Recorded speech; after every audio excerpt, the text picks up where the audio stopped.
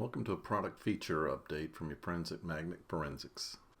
In today's session, we're going to discuss improvements to the remote submission process.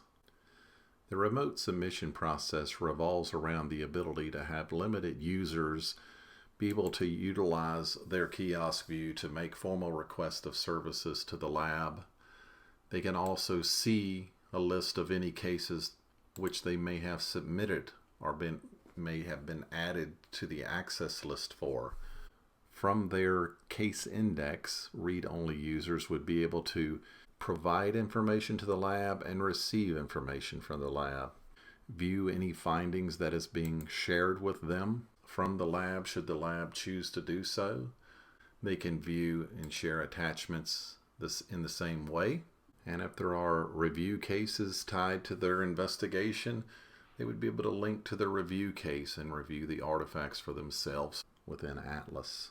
Previously, if there were a subsequent request needed, the investigator would have to contact the lab and provide the updated information.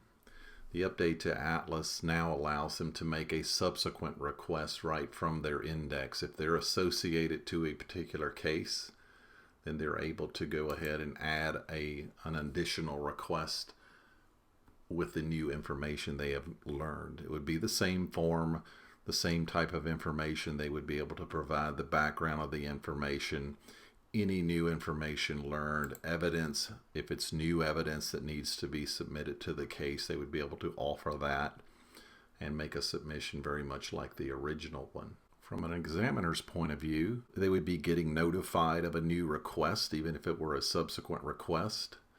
They would be able to view the requests that are associated to the particular case, including any new ones from here.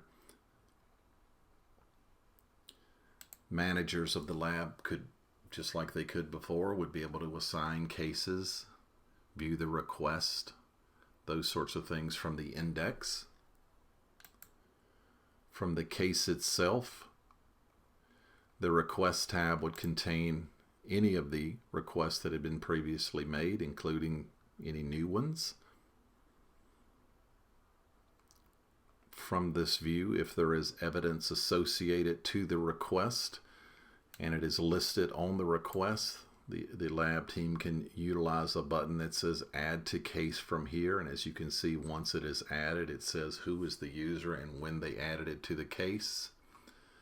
And that ultimately puts that evidence into the evidence store in the evidence section, which then allows for the chain of custody movements to take place and the forensic processing to begin.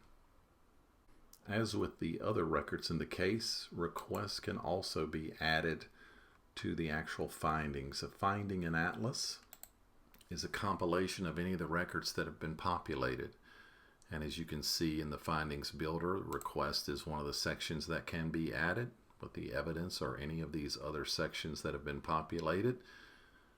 When that process is begun, you see the details of the case and then any records that have been included. And in this case, we included the request.